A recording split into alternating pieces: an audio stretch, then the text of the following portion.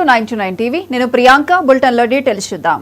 BRS working president మాజీ మంత్రి కేటీఆర్ కు ఏసీబీ అధికారులు మరోసారి నోటీసులు జారీ చేశారు. ఈ నెల 16న విచారణకు హాజరు కావాలని నోటీసుల్లో పేర్కొన్నారు. ఫార్ములా ఈ రేస్ కేసులో ఈ నోటీసులు జారీ చేశారు. కాగా ఇప్పటికే ఒకసారి A1 గా ఉన్న కేటీఆర్, A2 గా ఉన్న సీనియర్ ఐఏఎస్ అధికారి అరవింద్ కుమార్, A3 గా ఉన్న HMDA మాజీ చీఫ్ ఇంజనీర్ BLN రెడ్డిలను విడివిడిగా విచారించారు. మరోసారి విచారణకు హాజరు కావాల్సి ఉంటుందని అప్పుడే చెప్పారు. ఈ క్రమంలో ఏసీబీ అధికారులు కేటీఆర్ కు మరోసారి నోటీసులు జారీ చేశారు.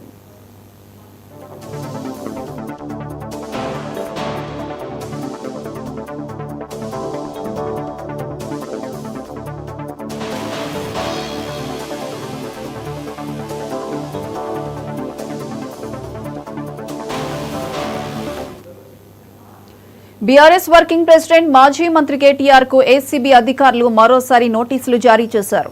ఈ నెల 16న విచారణకు హాజరు కావాలని నోటీసుల్లో పేర్కొన్నారు.